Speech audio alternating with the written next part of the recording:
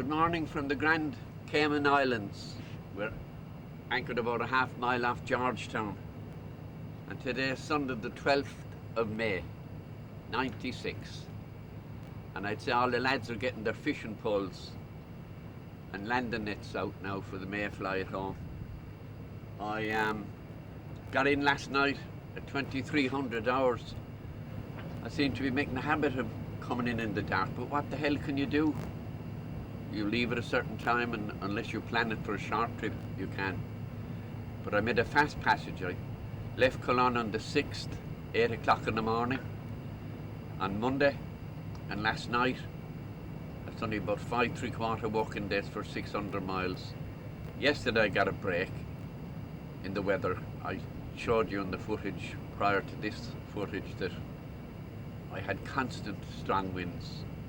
You know, and normally I should only be settling down now after 5 days on a long haul. But anyway, I'm relaxed now, and I'll show you Georgetown Harbour, and a liner pulled in this morning in the boat. I cooked last night and I cooked this morning. I couldn't care if I never went to shore. I'm happy on my boat. I just feel relaxed after a couple of hard days sailing and navigating, I can tell you. Many banks and channels coming through. That's the VHF. I have it on in case my friend Etienne, my Swiss-French friend, and his English girlfriend Jeannie, I don't think they're here. I tried to call them last night. Actually, I tried to call from 8 miles off. I tried to call port control here. I gave it up. I tried to call a pilot station.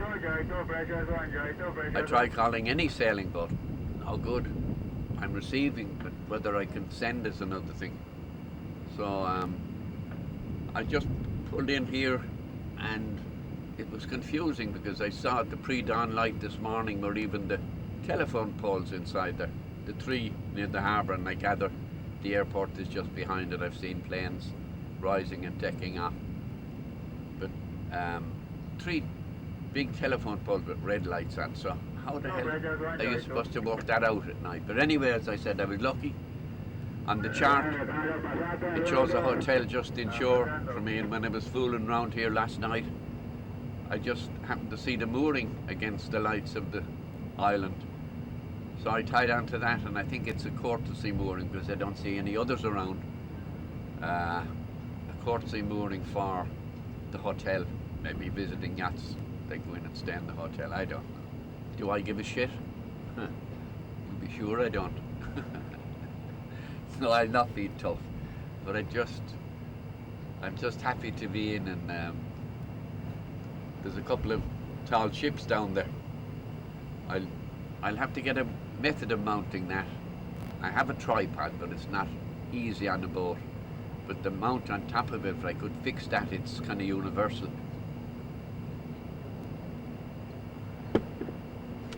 So that's the story. I made notes here about the date because it's not always easy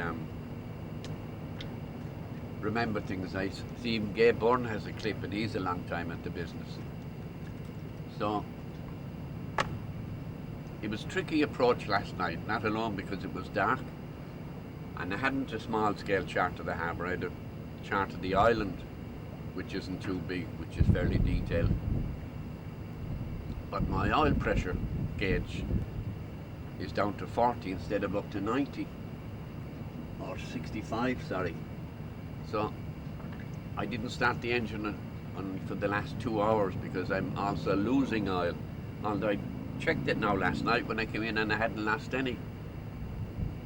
But an engine is a big thing coming into a harbour. So as I said, funnily enough, I was reaching, except for the last 2 days, the wind went from northeast to east, and I was reaching up here. But yesterday, when I was about 20 odd miles from the island, the wind went northeast for some unaccountable reason. So I just, on a close reach, I made the southwest corner last night, and then as I say, I started the engine. But it's tricky, you know. You're always anxious making a landfall, in daylight even, but in the dark, and maybe the engine. But anyway, we got in. I'll have to get that attended to.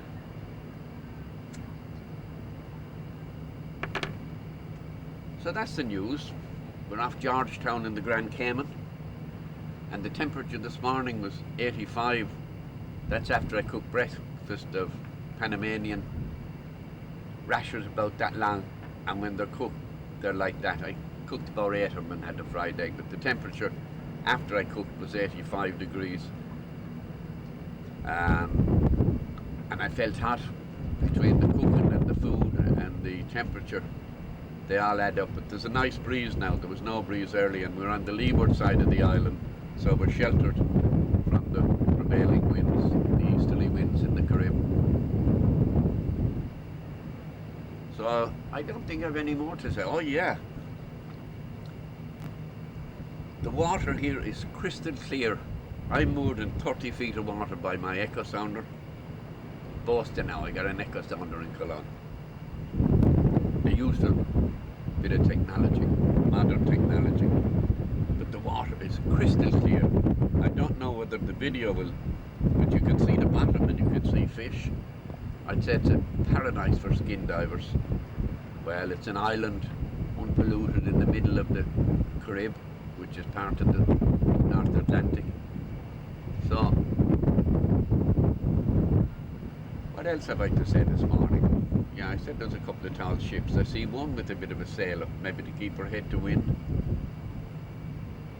I'm in no hurry ashore. I'm quite happy to stay here. Today's Sunday anyway, and I don't know if I can fax, but you know, I owe it to my family and all you supporters to give you the message of life, and you'd be quite happy to hear, I'm sure, that I've made a fast trip and a safe trip.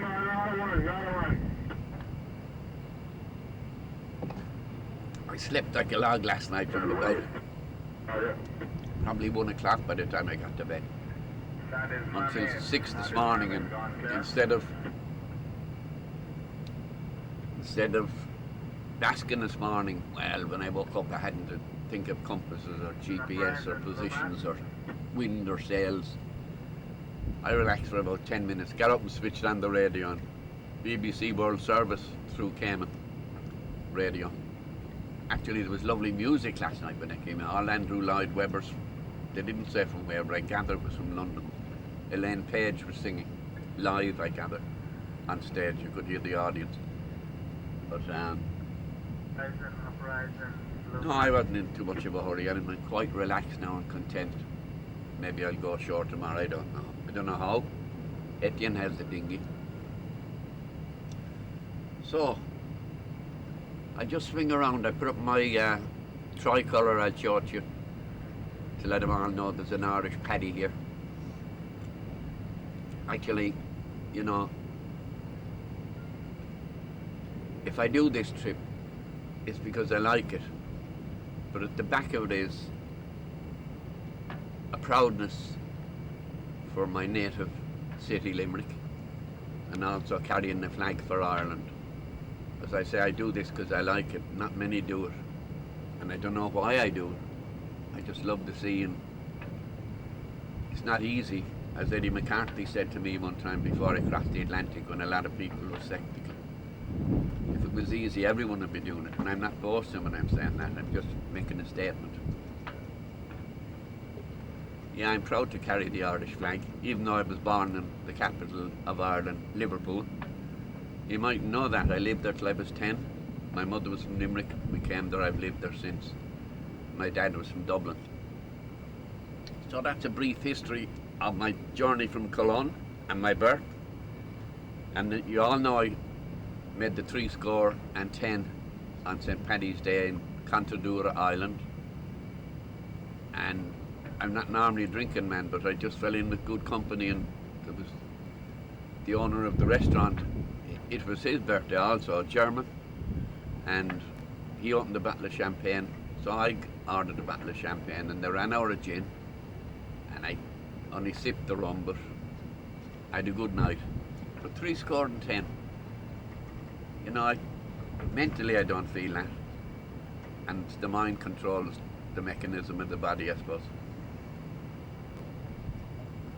Maybe I was blessed with good health all my life, which I was. As Donald O'Sullivan my gynecologist friend in Limerick said one time, barring accidents, he said, you live to be 100. I'll show you this low-lying Cayman Island, a jewel of the Caribbean. And I gather it's a very expensive place. There's jets flying in, big jets. I've seen a couple of them already this morning, whether they're scheduled to come in the morning, but there were a few light planes coming in the dark as I approached last night. I know it's one of the world place banking capitals for stashing cash from America and God knows where.